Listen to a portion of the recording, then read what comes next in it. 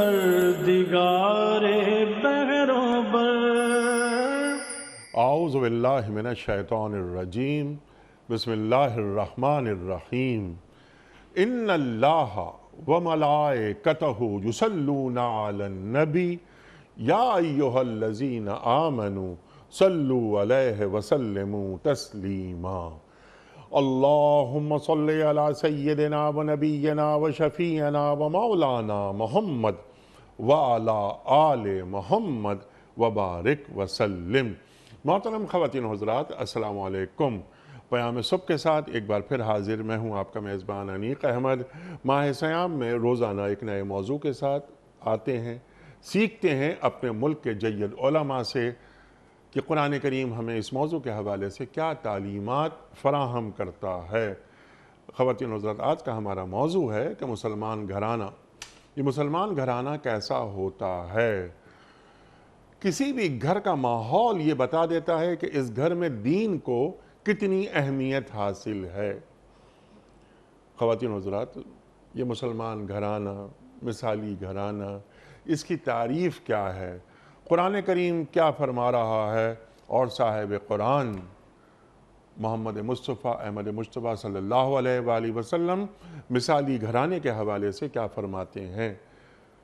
خواتین و حضرات، تربیت، اولاد کی تربیت، یہ کس کی ذمہ داری ہے؟ ماں کی یا باپ کی یا دونوں کی؟ کفالت کس کی ذمہ داری ہے؟ ماں کی یا باپ کی یا دونوں کی؟ یہ تربیت، کفالت وغیرہ دینی اقدار رائج ہوں، نفاذ ہو دینی اقدار کا گھر میں۔ ایک زمانہ یہ ہوتا تھا، ہم دیکھتے تھے کہ اسی شہر میں یا اسی ملک میں اگر اذان کی آواز آ جاتی تھی تو گھر کے اندر ایک تبدیلی آ جاتی تھی، پورے گھر کے اندر ایک تبدیلی نمودار ہو جاتی تھی کہ جناب والا اذان ہو گئی ہے، اور پھر نمازوں کا اہتمام ہوتا تھا۔ خواتین اپنی نمازوں کا اہتمام کرتی تھیں، مرد باہر جاتے تھے مسجد یعنی۔ لیکن حالات تبدیل ہوتے چلے جا رہے ہیں۔ خواتین و حضرات، مسلمان گھرانہ، ایک مثالی گھرانہ، اس کی تعمیر کیسے ہوتی ہے؟ دین کسے مثالی گھرانہ کہتا ہے؟ بہت سے سوالات اٹھائیں گے، سیکھیں گے اپنے عہد کے ایک جید عالم دین سے۔ خواتین و حضرات، اس ملک کا محبوب اور مقبول نام محترم مفتی منیب الرحمان صاحب۔ خواتین و حضرات، مفتی منیب الرحمان صاحب سے کون واقف نہیں؟ روزنامہ دنیا کے مستقل کالم نگار، اس کے ساتھ ساتھ کئی کتابوں کے، بلکہ لاتعداد کتابوں کے مصنف محترم مفتی منیب الرحمان صاحب۔ مفتی صاحب کو خوش آمدید کہتے ہوئے پروگرام کا آغاز اللہ تعالیٰ کے بابرکت نام سے سورہ طور اور آیت نمبر 21۔ اعوذ باللہ من الشیطان الرجیم بسم اللہ الرحمن الرحیم والذین آمنوا واتبعتهم ذریتهم بإیمان الحقنا بهم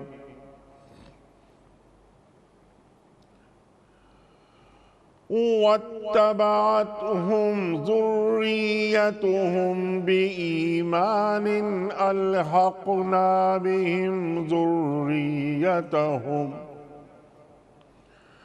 وما ألتناهم من عملهم من شيء كل امرئ بما كسب رهين صدق اللہ العظیم۔ جو لوگ ایمان لائے ہیں اور ان کی اولاد بھی کسی درجہ ایمان میں ان کے نقش قدم پر چلی ہے، ان کی اس اولاد کو بھی ہم جنت میں ان کے ساتھ ملا دیں گے، اور ان کے عمل میں کوئی گھاٹا ان کو نہیں دیں گے۔ ہر شخص اپنے کسب کے عوض رہن ہے۔ صدق اللہ العظیم۔ حضرت ارشاد فرمائیے مسلمان گھرانہ کسے کہتے ہیں، دین کسے کہتا ہے کہ یہ ہے مسلمان گھرانہ؟ ارشاد۔ بسم اللہ الرحمن الرحیم نحمده ونصلی ونسلم علی رسولہ الکریم سیدنا و مولانا محمد اللہم صلی علی محمد وعلی آلہ وصحبہ اجمعین۔ انیق احمد صاحب، اللہ تبارک و تعالیٰ نے قرآن کریم میں انسانیت کے سفر کا جو آغاز ہوا اسے بیان فرمایا کہ یا ایہا الناس اتقوا ربکم الذی خلقکم من نفس واحدہ، اے لوگو اپنے اس پروردگار سے ڈرتے رہا کرو جس نے تمہیں ایک جان سے پیدا کیا، وخلق منہا زوجہا، اور اسی سے اس کا جوڑا بنایا، وبث منہما رجالا کثیرا ونساء، اور پھر ان دونوں سے کثیر تعداد میں مرد اور عورتیں زمین میں پھیلا دیے۔ واتقوا اللہ الذی تساءلون بہ والارحام، اس اللہ سے ڈرتے رہا کرو جس کے نام کے واسطے سے تم ایک دوسرے سے سوال کرتے ہو، اور قرابت کے رشتوں کو توڑنے سے ڈرو۔ ان اللہ کان علیکم رقیبا، بے شک اللہ تم پر نگہبان ہے۔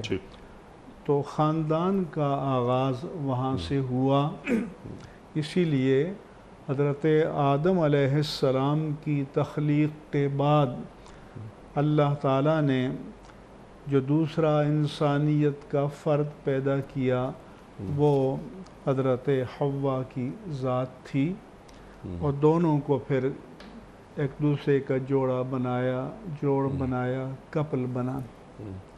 فرمایا کہ هو الذی خلق من الماء بشرا، اللہ وہ ہے جس نے ایک قطرہ آب سے بشر کو پیدا کیا، وجعل نسبا وصہرا، اور پھر نسب کے رشتے اور سسرالی رشتے پیدا فرمائے۔ پھر یہ بھی فرمایا کہ من آیاتہ، اس کی قدرت کی نشانیوں میں سے یہ ہے کہ تمہارے لیے تمہیں میں سے تمہارے جوڑے بنائے، وَجَعَلَ بَيْنَكُمْ مَوَدَّةً وَرَحْمَةً لِتَسْكُنُوا إِلَيْهَا، تاکہ تم ایک دوسرے کے لیے باعث سکون بن جاؤ، اور تمہارے درمیان مودت کا اور رحمت کا رشتہ پیدا فرمایا۔ سبحان اللہ۔ مودت، یہ جو حضرات لسانیات سے دلچسپی رکھتے ہیں، مودت، محبت، مسرت، مذرت، یہ سب الفاظ میم کی زبر کے ساتھ ہیں، اور مودت کا جو مادہ ہے وہ بھی ود ہے جس کے معنی محبت کے ہیں۔ پھر فرمایا کہ تمہارے درمیان محبت کا اور شفقت کا، رحمت کا رشتہ پیدا کیا۔ پھر جو اللہ تعالیٰ نے ایک خاندان جو وجود میں آتا ہے، جو اس میں نان نفقے کا اصول بیان کیا، تو فرمایا کہ وَلَا تَنْسَبُوا الْفَضْلَ بَيْنَكُمْ، تم ہمیشہ اس فکر میں نہ لگے رہا کرو کہ ہمارا حق کیا بنتا ہے، اور جو ہمارا حق بنتا ہے 100% اسے ہم حاصل کریں۔ فرمایا کہ نہیں، آپس کے درمیان فضل کو مت بھلاؤ، کیونکہ عدل تو یہ ہے کہ اپنا حق پورے کا پورا لینا اور دوسرے فریق کا حق پورے کا پورا دینا۔ تو اللہ تبارک و تعالیٰ نے اپنے بندوں کو یہ تعلیم فرمایا، مشورہ دیا کہ عدل پر زور نہ دیا کرو بلکہ دوسرے کو اس کے حق سے زیادہ دیا کرو، سبحان اور اللہ، ہو سکے تو اپنے حق سے کم لیا کرو۔ اللہ اکبر۔ اس لیے بعض بزرگ اللہ تعالیٰ سے بھی جب دعا کرتے ہیں تو التجا کرتے ہیں کہ اے اللہ، میں تجھ سے تیرے عدل کا نہیں تیرے فضل کا سوال کرتا ہوں، سبحان اللہ، سبحان کیونکہ اگر اللہ تعالیٰ عدل پہ آ جائے تو پھر کسی کا بیڑا پار ہونا بہت مشکل ہو جائے گا۔ تو بندہ اللہ سے بھی فضل کا اور احسان کا طلبگار ہوتا ہے کہ وہ ہمیں ہمارے حق سے زیادہ عطا کرے۔ اسی طرح سے جو بندوں کے درمیان معاملات ہیں اس میں بھی اللہ نے فرمایا کہ فضل و احسان کے شعار جو ہے اس پر عمل کرنا چاہیے اور اس کو جاری و ساری رکھنا چاہیے۔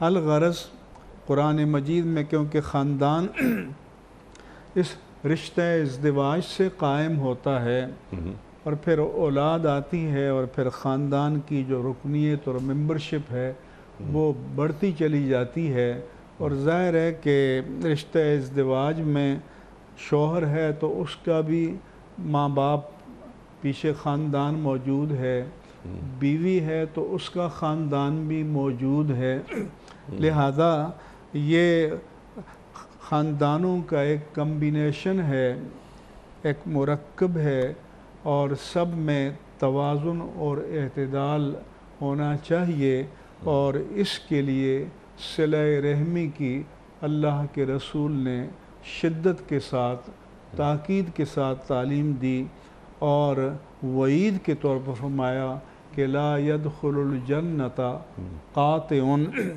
کہ قطع رحمی کرنے والا، قرابت کے جو رشتے ہیں درجہ بدرجہ ان کی رعایت نہ کرنے والا وہ جنت میں داخل نہیں ہوگا۔ اور یہ بھی فرمایا کہ من سرہ ان یبسط لہ فی رزقہ فلیصل رحمہ، کہ جو یہ چاہتا ہے کہ اس کے رزق میں کشادگی ہو تو اسے چاہیے کہ صلہ رحمی کرے اور قرابت کے رشتوں کو جوڑے۔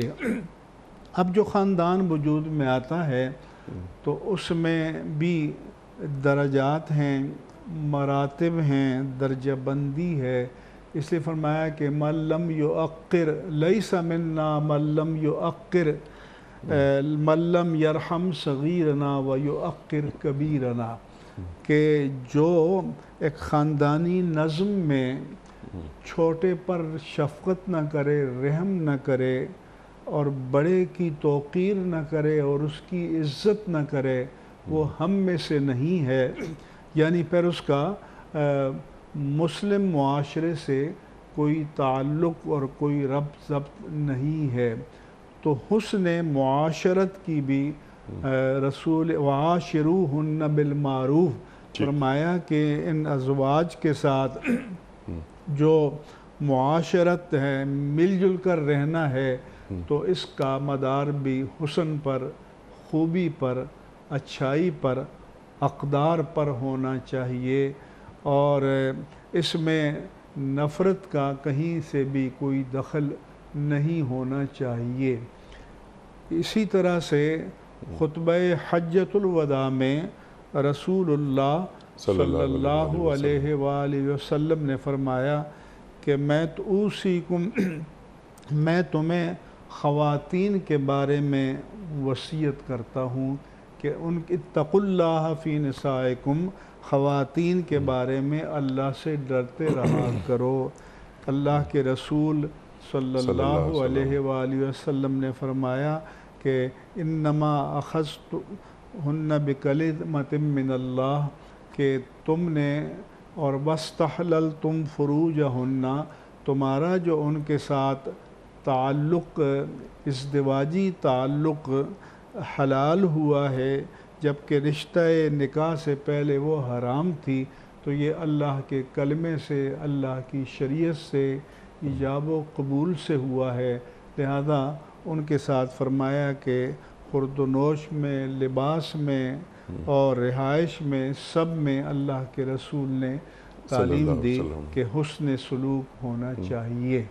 اس کے بعد ظاہر ہے کہ جب میاں بیوی کا رشتہ قائم ہوتا ہے تو پھر اولاد اللہ تبارک و تعالیٰ عطا فرماتا ہے، اور رشتہ ازدواج کا ایک مقصد جو ہے وہ اولاد صالح کا حصول بھی ہونا چاہیے۔ فرمایا کہ تناکحوا تناسلوا فإنی مقاصر بکم الامم، تم باہم نکاح کرو اور نسل انسانی کی افزائش کا وسیلہ اور ذریعہ بنو، کیونکہ میں تمہاری کثرت تعداد پر قیامت کے دن فخر کروں گا۔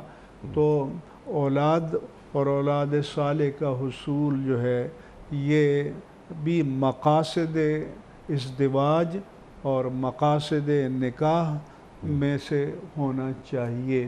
اسی لیے شریعت نے ابتدا سے لے کر آخر تک اولاد کے حقوق کی پاسداری کا بھی حکم دیا، اور ماں باپ کے حقوق کی پاسداری کا بھی حکم دیا۔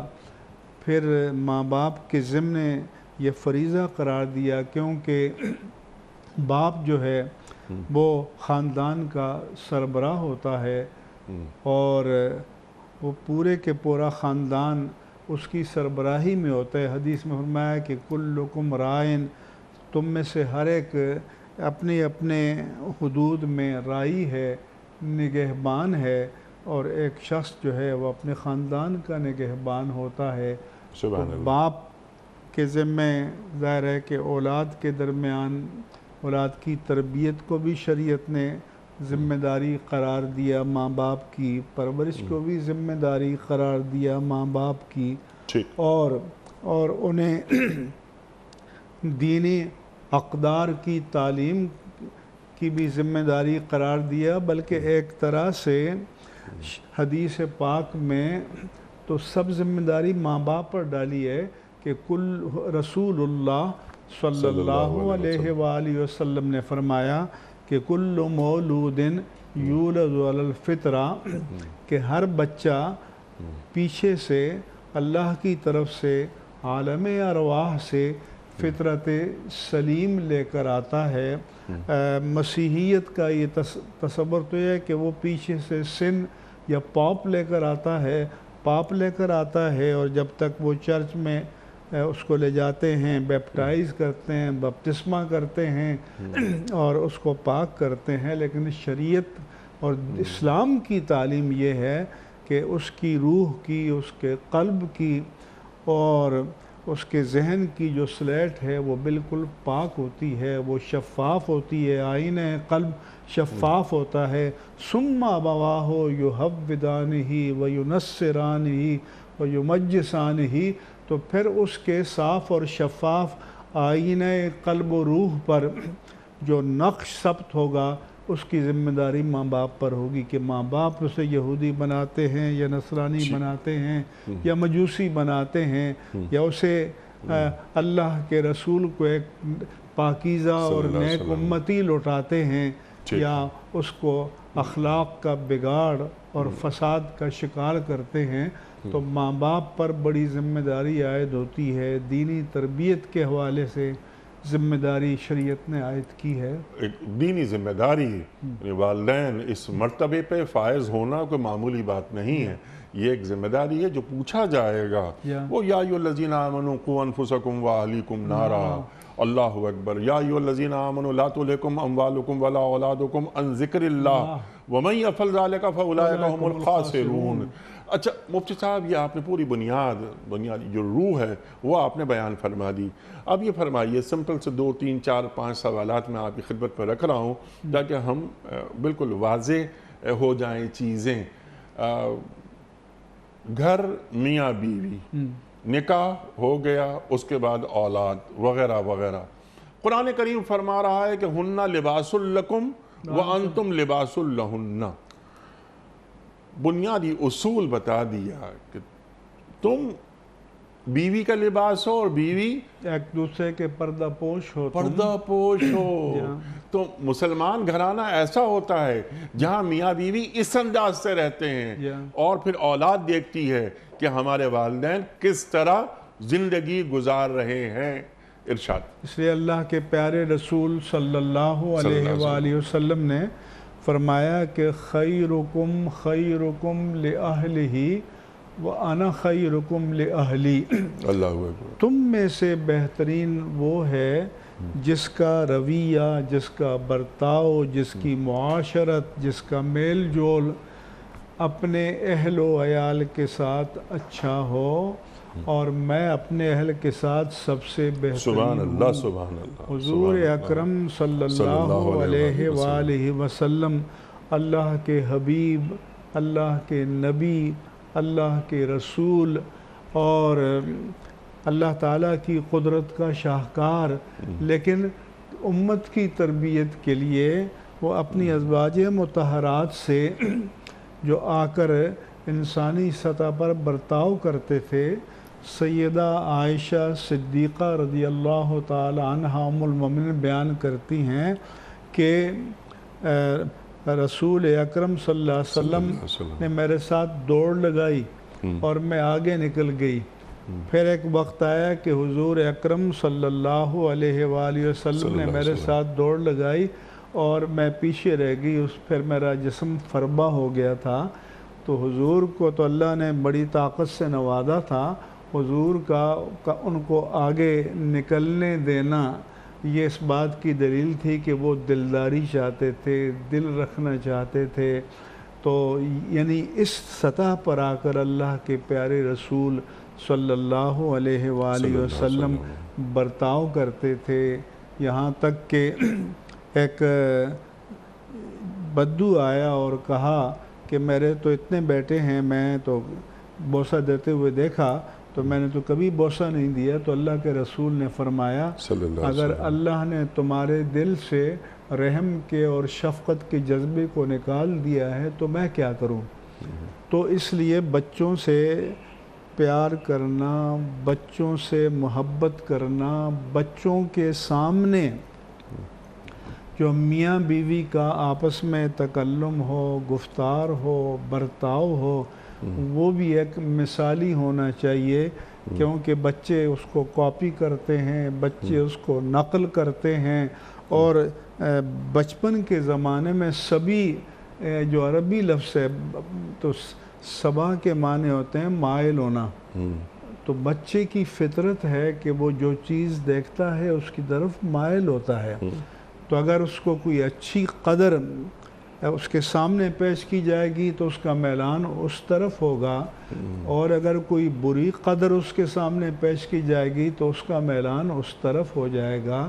اس لیے اولاد کی تربیت کے حوالے سے ماں باپ کو انتہائی حد تک محتاط ہونا چاہیے. پھر دینی تربیت بھی دینی چاہیے. فرمایا کہ مرو اولادکم بالصلاۃ وہم اب ابناؤ سب سنینا. اپنی اولاد کو نماز پڑھنے کا حکم دو، تلقین کرو، ترغیب دو، موٹیویٹ کرو جب ان کی عمر 7 سال کی ہو جائے. اب ظاہر ہے کہ 7 سال کی عمر میں نماز پڑھنے کی تلقین تبھی کی جا سکے گی کہ اس سے پہلے 4 سال سے 7 سال کے درمیان اسے نماز کا سبق سکھایا ہو، نماز میں کیا پڑھا جاتا ہے وہ سکھایا ہو، قرآن مجید کی کوئی صورتیں اور آیات سکھائی ہوں. اور گھر میں والدین کو نماز پڑھتا ہوا دیکھ رہا ہے بچہ تو پھر فرمایا کہ انہیں حکم دو کہ نماز پڑھو.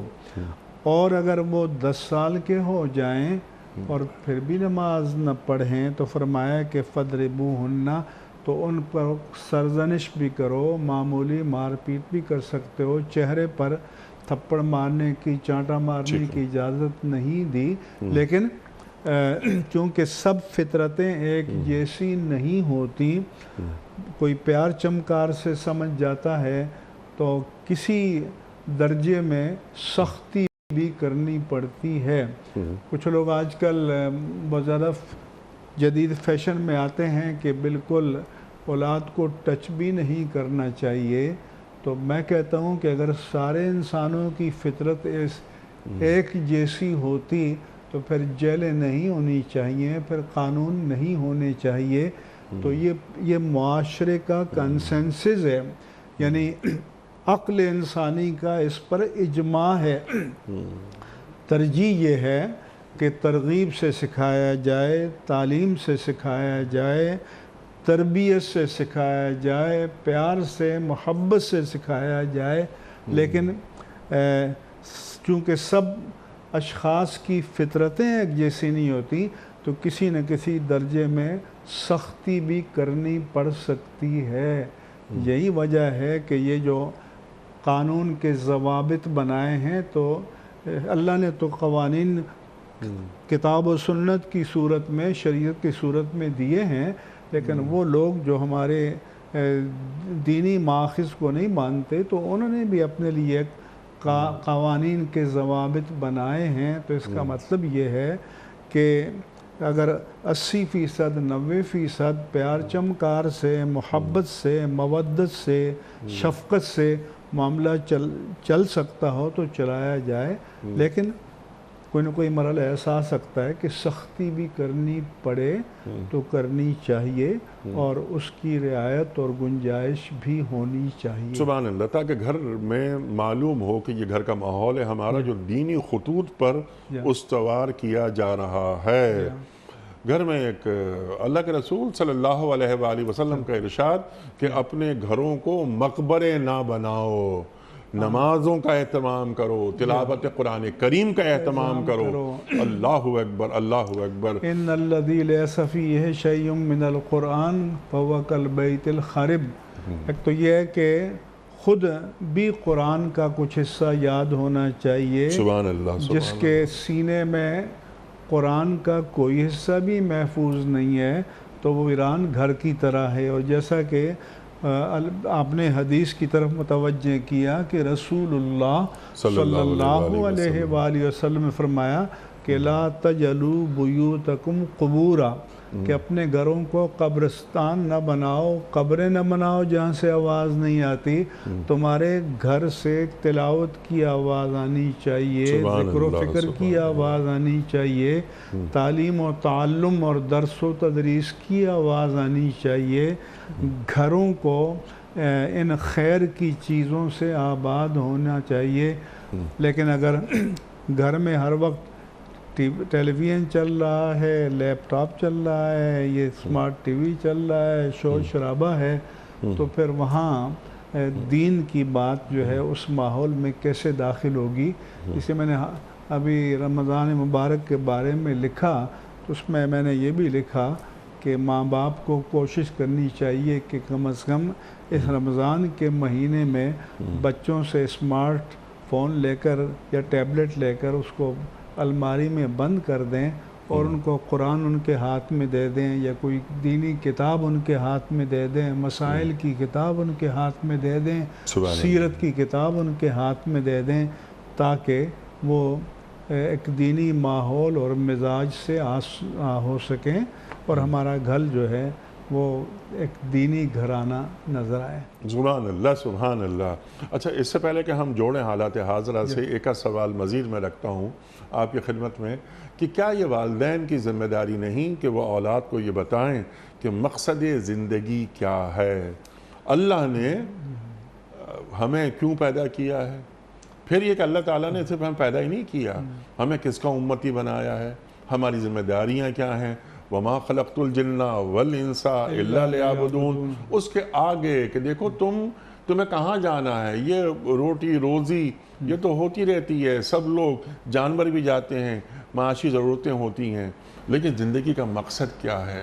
تو ایک مسلمان گھرانے کا جو سربراہ ہوتا ہے وہ اپنی اولاد کو ضرور یہ بتا دیتا ہے کہ تم دنیا میں کیوں آئے ہو۔ ارشاد۔ بالکل، پہلا مکتب جو ہے وہ ماں کی گود ہوتی ہے۔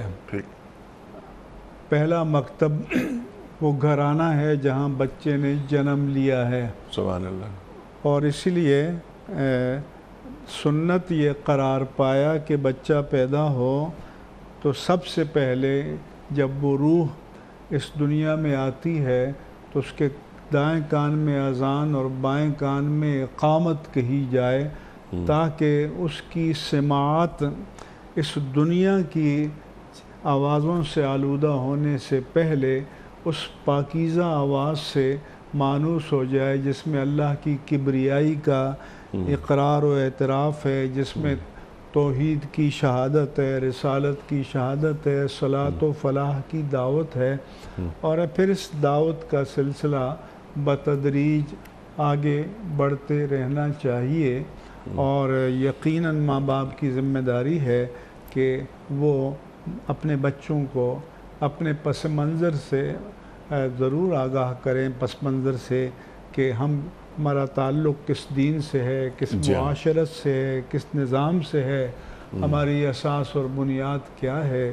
اسی طرح سے اولاد کو بھی متوجہ کیا کہ وَقَضَىٰ رَبُّكَ أَلَّا تَعْبُدُوا إِلَّا إِيَّاهُ وَبِالْوَالِدَيْنِ إِحْسَانًا، کہ اللہ تمہارے رب نے یہ حکم دیا ہے کہ اس کے سوا کسی کی عبادت نہ کرو، اور ماں باپ کے ساتھ اچھا برتاؤ کرو، احسان کا برتاؤ کرو۔ اما یبلغن عندک الکبر احدہما او کلاہما فلا تقل لہما اف ولا تنہرہما وقل لہما قولا کریما، کہ جب ماں باپ میں سے یہ دونوں یا کوئی ایک تمہارے پاس بڑھاپے کی عمر کو پہنچ جائیں تو انہیں اف تک نہ کہو، انہیں جھڑکو نہیں، اور جب بھی ان سے بات کرو تو پیار سے، متانت سے، نرمی سے، اطاعت کے جذبے سے بات کرو۔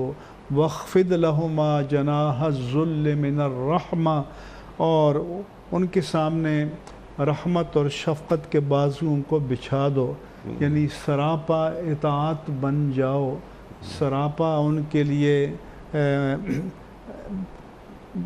بندگی تو نہیں کہتے، لیکن اللہ تعالیٰ نے حدیث میں فرمایا کہ رضا الرب فی رضا الوالدین و سخط الرب فی سخط الوالدین، کہ تمہارے ماں باپ کی رضا میں اللہ کی رضا ہے، اور ماں باپ کی ناراضگی میں اللہ کی ناراضگی ہے۔ ہما جنتک و نارک، ماں باپ کی خدمت کرو گے تو جنت کے حقدار بنو گے، ماں باپ کو اذیت پہنچاؤ گے تو جہنم کے حقدار بنو گے۔ اسی فرمایا کہ وَقُلْ لَهُمَا قُلْ رَبِّ ارْحَمْهُمَا كَمَا رَبَّيَانِي صَغِيرًا، اور ماں باپ کے لیے دعا بھی کرو کہ اے میرے پروردگار، جس طرح میرے ماں باپ نے بچپن میں مجھے شفقت سے، محبت سے پال پوس کر پالا، تو اسی طرح سے ماں باپ پر رحم فرما۔ اسی طرح سے قرآن مجید میں ماں کے حقوق کی جانب متوجہ کیا کہ حملت ہو وہنن علی وہنن وحملہ وفصالہ ثلاثون شہرا، کہ ماں نے کمزوری پر کمزوری برداشت کرتے ہوئے اپنے پیٹ میں اٹھائے رکھا، اور حمل اور دودھ چڑھانے کی مدت 2 سال ہے۔ فرمایا کہ حملت ہو کرہم ودات ہو کرہا، تکلیف برداشت کر کے اپنے پیٹ میں اٹھایا، اور تکلیف برداشت کر کے جنا پیدائش کے موقع پر جو ماں کو تکلیف ہوتی ہے، قرآن مجید میں اللہ تبارک و تعالیٰ نے اس کا ذکر کیا۔ چنانچہ ایک حدیث پاک میں آتا ہے کہ ایک صحابی نے اپنی ماں کو، جو بوڑھی ماں تھی، اپنے کندھے پر سوار کر کے انہوں نے عرض کیا کہ ایسے موسم میں کہ اگر بوٹی پتھر پر رکھ دی جائے تو بھن کر تکہ بن جائے، میں نے ایسی گرمی کے موسم میں اپنی ماں کو، اپنے بوڑھی ماں کو کندھے پر سوار کر کے حج کرایا، طواف کرایا، سعی کرائی، کہا میں نے ماں کا حق ادا کر دیا۔ حضور نے فرمایا کہ نہیں، ماں نے بچپن میں جو تمہیں ایک بار مسکرا کر دیکھا تھا اس کا حق بھی ادا نہیں۔ اللہ اکبر۔ تو یہ تربیت اولاد کی ہو، اولاد دیکھتی ہے کہ ہمارے والدین نے اپنے والدین کے ساتھ کیا تعلق رکھا. اور جو تمام جو دعائیں آپ نے کتنی بڑی بڑی دعائیں کہ میری اولاد رب ارحمہما کما ربیانی صغیرہ اگر وہ پڑھ رہی ہے تو وہ یہ بھی سن رہی ہے کہ اگر گھر کا ماحول میں نے دینی رکھا ہے کہ ربنا حب لنا من ازواجنا وذریاتنا قرۃ اعین وجعلنا للمتقین اماما. تو ایک فصل ہے جو کاشت کرنی پڑتی ہے, اس کے نتائج یہ ہمارے ہاتھ میں آ جاتے ہیں. ایک نقیم صاحب ایک واقعہ ایک صاحب نے بتایا تھا, اب یہ اللہ جانے حقیقت ہے یا تمثیل, کہ ایک نوجوان اپنے باپ سے, بوڑھے باپ سے تنگ آ گیا تو اسے اس نے اٹھایا اور دریا میں لے گیا کہ اس کو سپرد دریا کر دوں.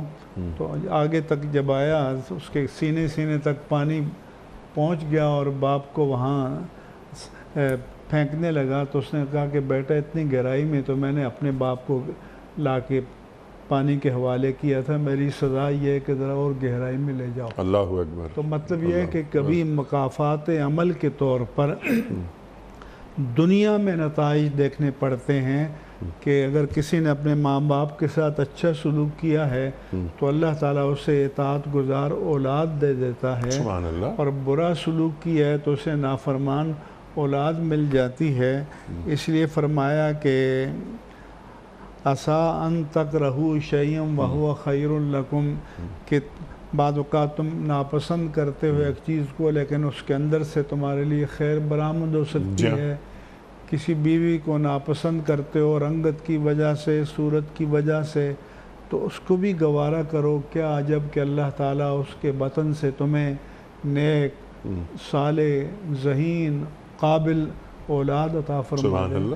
تو جتنا انسان قربانی دے گا تو اللہ تعالیٰ کسی نہ کسی مرحلے میں اسے صلہ بھی عطا فرماتا ہے. سبحان اللہ, سبحان اللہ. اچھا مفتی صاحب, ذرا ٹو ڈوز آج کل کیا ہو رہا ہے, کچھ 2-4 مسائل جو آپ ہم سے بہتر جانتے ہیں. پہلے یہ ہوتا تھا کہ جوائنٹ فیملیز ہوتی تھیں, دادا دادی, نانا نانی, چچا تایا وغیرہ, اور پھر جو ویلیوز ہیں وہ سکھائی جاتی تھیں. وہ سکھائی جاتی تھی.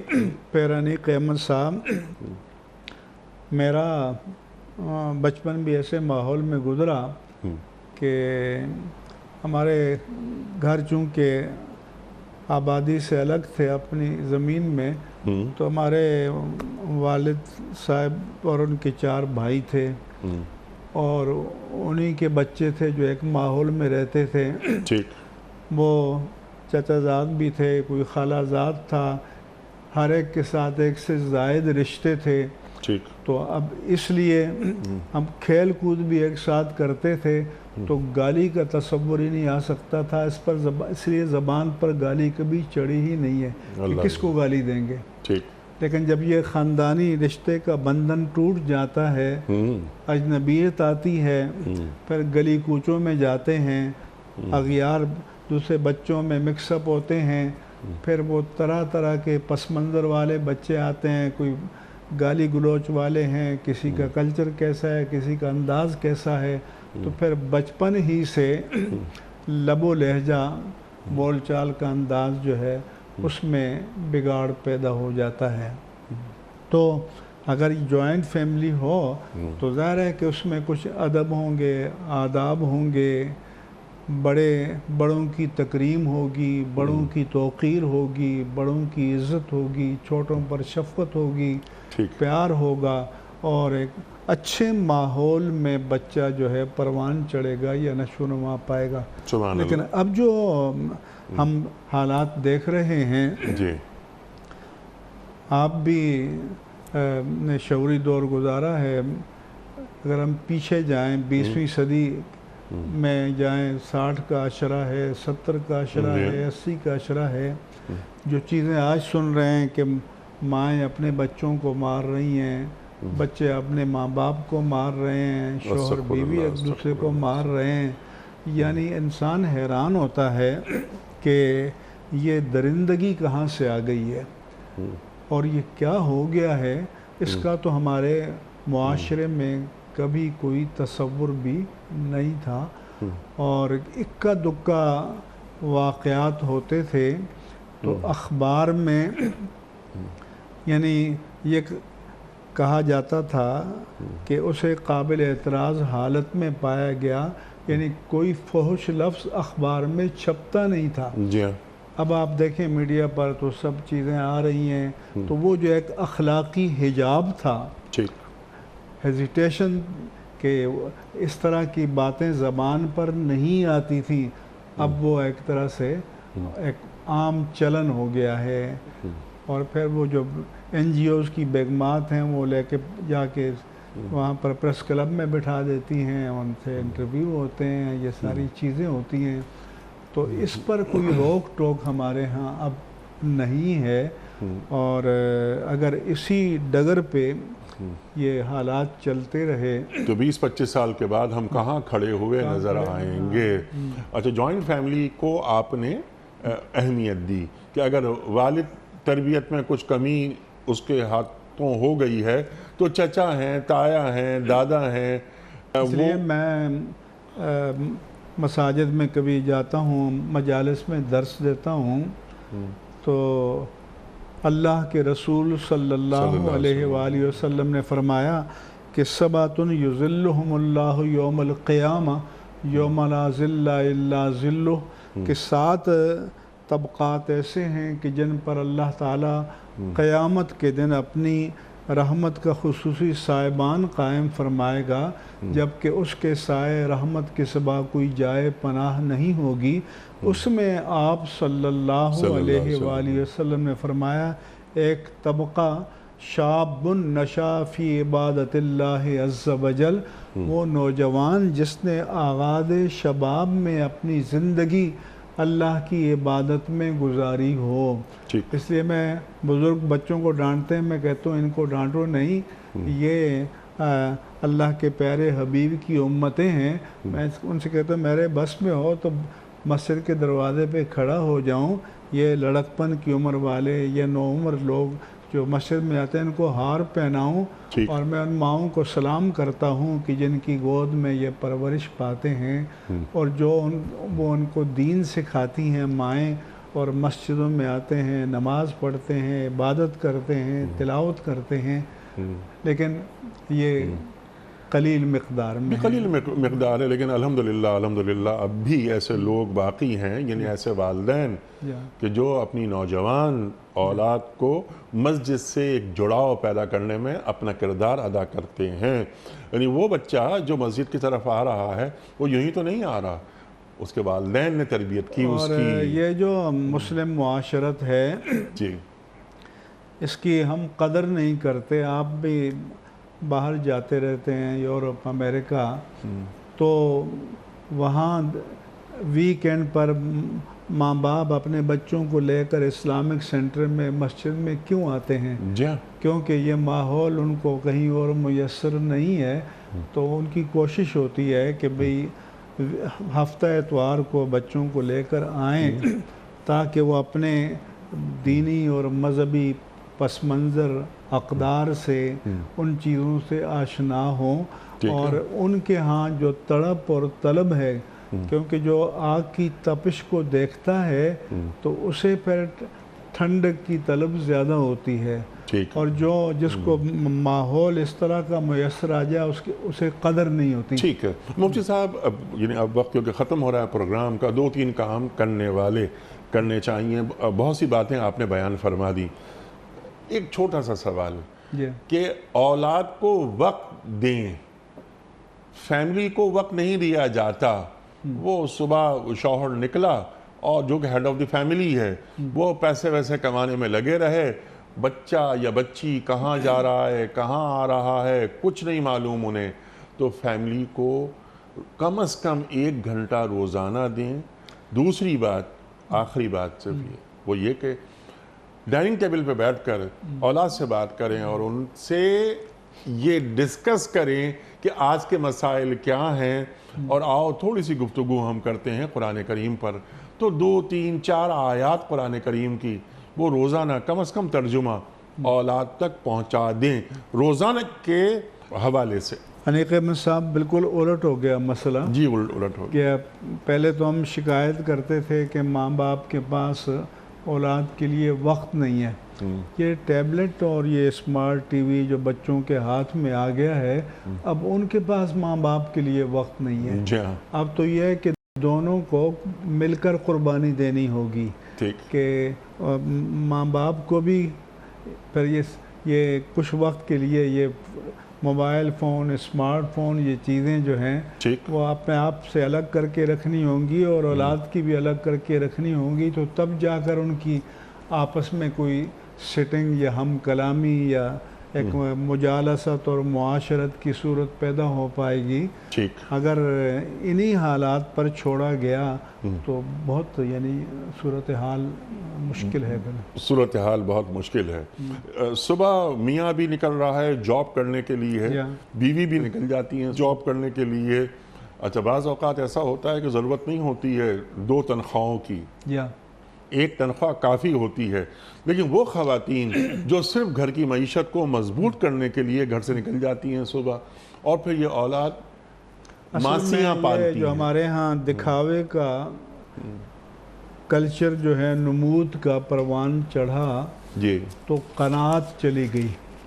تو جب تک آدمی قناعت نہیں اختیار کرے گا، اس دولت میں ایسی بیماری ہے کہ جتنی زیادہ یہ ملے گی اتنی ہی اس کی طلب اور پیاس بڑھتی چلی جائے گی. اور حدیث میں اللہ کے پیارے رسول صلی اللہ علیہ وسلم نے فرمایا کہ لوگ کان للانسان وادیا من الذهب لیتمنى یکون وادیا اخرى. ایک پوری وادی اسے سونے کی مل جائے تو یہ نہیں کہے گا کہ بس انف از انف، دوسری کہاں ہے، دوسری ہے. تو ایک حوث ہے، یہ حوث جیسے آپ نے بات فرمائی. یہ قناعت کبھی ختم نہ ہونے والا سرمایہ ہے. اللہ اکبر. تو بتائی جائے، اپنی اقدار روشناس کرائی جائیں. اچھا وہ چیزیں جو کبھی آسائش اور عشرت کے درجے میں سمجھی جاتی تھیں، ضرورت میں نہیں تھیں، اب وہ جو عشرت کے درجے میں سمجھی جاتی ہیں وہ ہماری ضرورت بن گئی ہیں. جی، یا بنا دی گئی ہیں. ایک سسٹم ایسا کوائن کر لیا گیا ہے کہ یہ اے سی کے بغیر گزارا نہیں ہو سکتا. کارپوریٹ اور جو کمرشل کلچر ہے، جی ہاں، اس نے لوگوں کے ذہنوں میں، اور جو ایڈورٹیزمنٹ کی سائنس ہے، اس نے لوگوں کو ان تمام چیزوں کا محتاج بنا دیا. اور اب اس کے بغیر زندگی کا تصور نہیں ہے. اللہ اکبر، اللہ اکبر. اور انسان اپنے مزاج میں عبد الدینار اور عبد الدرہم بنتا جا رہا ہے. میں نے 5 میل پیدل چل کر پرائمری اسکول پڑھا ہے، سیکنڈری اسکول، ہائی اسکول پڑھا ہے. لیکن اب انسان اتنا آسائش پسند ہو گیا ہے کہ اس کی وجہ سے پھر جب انسان آسائشوں کو، عشرتوں کو ضرورت بنا لے تو پھر اس کو وہی کئی شفٹوں میں کام کرنا پڑے گا. سبحان اللہ، سبحان اللہ. اور ٹھیک ہے، اگر آسائشیں مل گئی ہیں، ملنی چاہیے. جو سہولتیں ہمارے بچوں کو حاصل ہیں وہ ہمیں حاصل نہیں تھیں.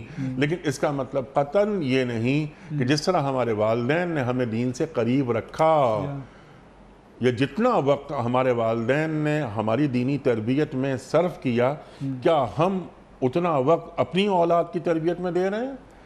دینی اقدار، گھر کا ماحول، خلقت کا مقصد یہ بتا دیا جائے کہ ہم کس کے امتی ہیں، ذمہ داری کیا ہے ہماری. تو گھر کا ماحول ایسا رکھنا چاہیے. میاں بیوی یعنی ماں باپ اور اولاد، ان کے درمیان محبت ہو، مودت ہونی چاہیے. یہ دین کا تقاضا ہے. مفتی صاحب میں آپ کا بڑا ممنون ہوں، بڑا شکر گزار آپ تشریف لائے. اور حسب روایت آج بھی ہم نے آپ سے بہت سیکھا. اللہ تعالیٰ ہمارے علماء کو سلامت رکھے. تشریف لاتے ہیں اور ہماری علمی کمی کو دور فرما دیتے ہیں. خواتین و حضرات، پروگرام کا وقت مکمل ہو رہا ہے. کل انشاءاللہ ایک نئے مہمان اور ایک نئے موضوع کے ساتھ پھر حاضر ہوں گے. اگر پروگرام کے حوالے سے کوئی فیڈ بیک آپ دینا چاہیں ضرور عطا فرمائیے. ہمارا ای میل ایڈریس ہے ps@duniatv.tv. اپنے میزبان انیق احمد کو کل تک کے لیے اجازت دیجیے. خدا حافظ. پروردگار بحر و بر